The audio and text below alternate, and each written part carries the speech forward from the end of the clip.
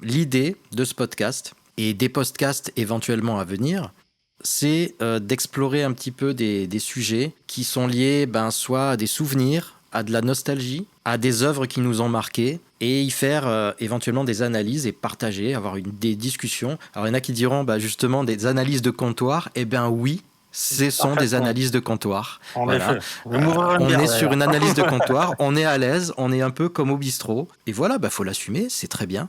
C'est très agréable aussi.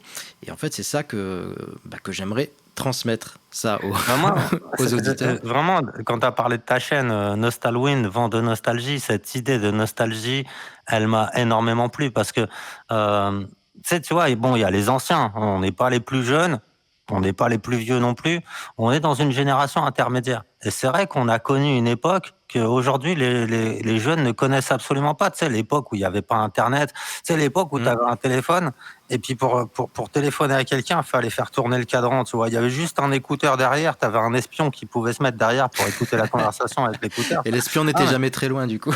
On a connu cette époque-là, tu vois, où pour appeler ton pote, tu étais obligé de siffler par la fenêtre, tu vois. Et aujourd'hui, quand tu vois, Manu, tu descends, tu sais, dans les inconnus. Mais c'est exactement ça. C'est tellement l'époque qu'on vivait à cette époque-là, quoi. C'est tellement ça, quoi. Il y avait pas d'internet, il y avait pas de téléphone portable. Et donc, ce vent de nostalgie, moi, ça me ramène à tout, quoi. Ça me ramène les tatous, les tam-tams, vraiment les débuts de la technologie qui nous a amené à ce qu'on est aujourd'hui, tu vois. Et c'est tellement d'anecdotes, c'est tellement de tranches de vie que d'avoir vécu cette époque-là que quand t'as lancé le truc vent de nostalgie, je me suis dit, t'as trouvé, il y a quelque chose à faire, c'est clair. C'est-à-dire que moi-même, je suis extrêmement friand de tout ce qui se rapporte un peu aux années 90. Tu sais, des fois, on voit des vidéos qui circulent, hein, ça peut être sur Facebook, sur Instagram, sur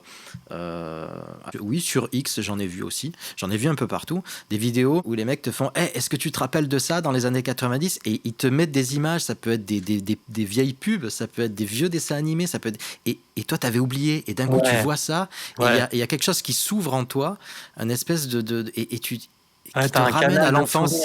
T'as un canal de souvenirs qui s'ouvre, tu vois. Tu vois, mais souvent, quand je parle des tam-tams aux gens, tu vois, l'époque des tam-tams, les gens ont oublié ce que c'était. C'était des pagers.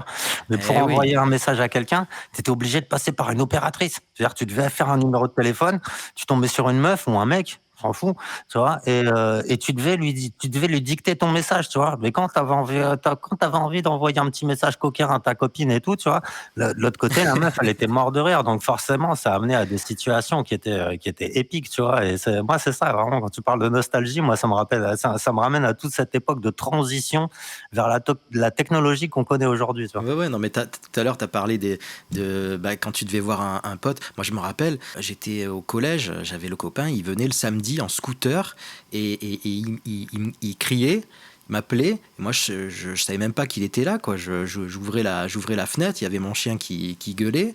Ouais, tu viens, on va au City jouer au foot, machin. C'était vraiment à l'ancienne. Et quand on appelait les copains au téléphone, c'était sur le fixe et souvent on tombait sur les parents, en fait. Ah oui. Oui. Quand t'appelais une meuf, imagine. T'avais le papa au téléphone. Je pourrais parler à Isabelle, s'il vous plaît. C'est de la part de non, il raccroche. Ou alors il te faisait tomber en embuscade, tu sais, fait oui, elle t'attend. Ouais. C'était le daron qui t'attendait derrière.